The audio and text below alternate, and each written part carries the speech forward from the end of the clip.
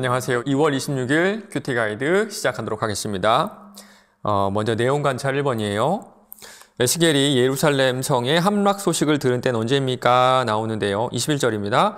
우리가 사로잡힌 지 12해, 열째 달 다섯째 날에 예루살렘으로부터 도망온 자가 내게 나와 말하기를 그 성이 함락되었다 하였는데, 아주 정확한 기간이죠. 사로잡힌 지 12년 10개월 5일째 된 날에 예루살렘이 완전히 함락이 되었다라는 소식을 듣습니다. 이거는 아주 짧은 역사적 사실이지만 에스겔서 전체에서 상당히 중요한 부분을 차지하고 있어요. 예루살렘의 멸망은 이미 에스겔에 의해서 예언된 부분이었죠. 모든 사람들이 아니야, 그렇지 않을 거야, 분명히 우리는 회복할 거야 라고 막연한 희망을 가지고 있을 때 하나님은 멸망할 것이다 말씀하셨고요. 그 예언대로 오늘 이루어진 겁니다. 내용 관찰 2번입니다. 이스라엘 땅의 남은 자들의 사회적 분위기와 도덕적 상태는 어떠합니까? 이스라엘 백성들 모두가 바벨론으로 끌려간 것은 아니었어요. 그 땅에는요, 더 많은 사람들이 남아 있었습니다. 그런데 그들이 했던 하나의 큰 착각이 있었어요. 내가 바벨론으로 끌려가지 않은 이유는 하나님께서 나에게 더 많은 땅, 더 큰 땅을 주기 위해서이다. 아마도 남은 사람들은요, 영적인 우월의식을 가졌던 것 같습니다. 포로로 끌려간 사람들은 하나님의 심판을 받은 것이고 우리에게는 더 큰 축복을 주시려고 지금 예루살렘 땅에 남겨두신 것이다. 24절 보세요. 인자야, 이 이스라엘의 이 황폐한 땅에 거주한 자들이 말하여 이르기를 아브라함은 오직 한 사람이라도 이 땅을 기업으로 얻었나니 우리가 많은즉 더욱 이 땅을 우리에게 기업으로 주신 것이 되느니라 하는도다. 이런 경우를 두고 동상이몽이라고 하죠.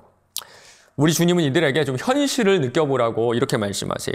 그러므로 너는 그들에게 이르기를 주 여호와께서 이같이 말씀하시되 너희가 고기를 핏째 먹으며 너희 우상들에게 눈을 들며 피를 흘리니 그 땅이 너희의 기업이 될까 보냐. 너희가 칼을 믿어 가증한 일을 행하며 각기 이웃의 아내를 더럽히니 그 땅이 너희의 기업이 될까 보냐 하고. 하나님께서 주신 가나안 땅에서 핏째 고기를 먹었고요, 우상을 섬겼고 칼의 힘을 의지했고요, 음행을 저질렀습니다. 그럼에도 불구하고 우리는 큰 축복을 받은 사람이어서 바벨론에 끌려가지 않고 지금 여기 남아있다, 이런 착각을 하고 있었던 거예요. 3번 문제입니다. 이스라엘 땅에 남아있는 자들에게 하나님의 심판이 어떻게 행하신다고 선포합니까? 너는 그들에게 이르기를 주 여호와께서 이같이 말씀하시되 내가 나의 삶을 두고 맹세하노니 황무지에 있는 자는 칼에 엎드러지고 들에 있는 자는 들짐승에게 넘겨 먹히게 하고 산성과 굴에 있는 자는 전염병에 죽게 하리라. 칼, 들짐승, 전염병은요, 하나님께서 율법을 지키지 않은 사람들을 심판하는 전형적인 내용입니다. 예루살렘에 남아있는 사람들은 칼에 죽을 것이고요, 들에 있는 사람들은 들짐승에 죽을 것이고요, 먼 곳에 있는 사람들은 전염병으로 죽게 된다, 그런 말씀입니다. 어디에 있든지 하나님의 심판이 임하게 된다라는 그런 뜻이에요.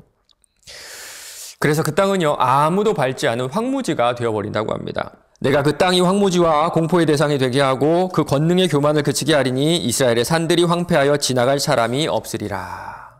4번 연구와 묵상 질문입니다. 에스겔과 같은 선지자의 경고에 백성들이 반응하는 태도에서 느낄 수 있는 영적 상태는 어떤지 묵상해 봅시다. 나오는데요. 30절부터 마지막까지 읽어보면요, 이스라엘 백성들은 에스겔의 이야기를 들었습니다. 듣지 않았던 것이 아니라 들었어요.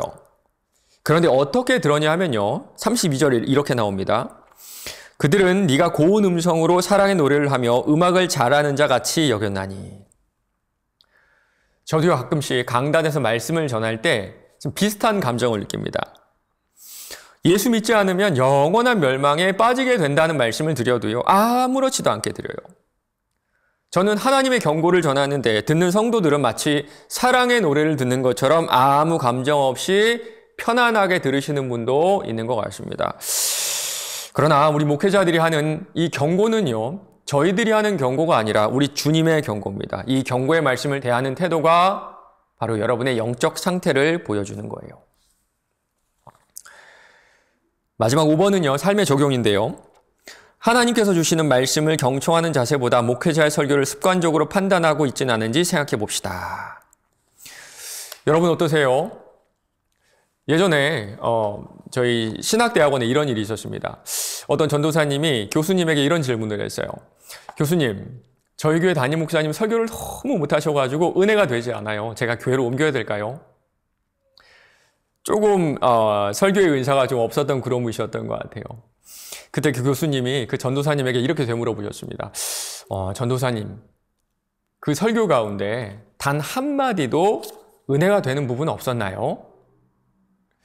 이 질문을 들으니까 이 전도사님이 곰곰이 생각해 보니까 한마디는 있는 거예요. 그래도 듣다 보면 은혜되는 부분이 있잖아요. 그래서 그렇지는 않아요, 교수님. 듣다 보면요, 은혜되는 부분이 중간중간에 있습니다. 이렇게 대답을 했어요. 그러자 인품이 좋고 온화하기로 소문한 교수님이요, 화를 버럭 내면서 이렇게 말씀하셨습니다. 이 교만한 사람아, 그 말씀 한마디에 은혜 받아. 목회자는요, 말씀을 전하는 통로입니다. 기구로 말하자면 마이크 정도로 생각하시면 될 것 같아요. 그 마이크에서 하나님 말씀만이 흘러나간다면 은혜 받지 못하는 것은요, 마이크 탓은 아닐 것 같아요. 오늘 하루도 우리 주님께서 주시는 모든 말씀에 아멘으로 화답하며 또 오늘 하루 살아나가신 여러분 되시기를 주님의 이름으로 간절히 축원합니다.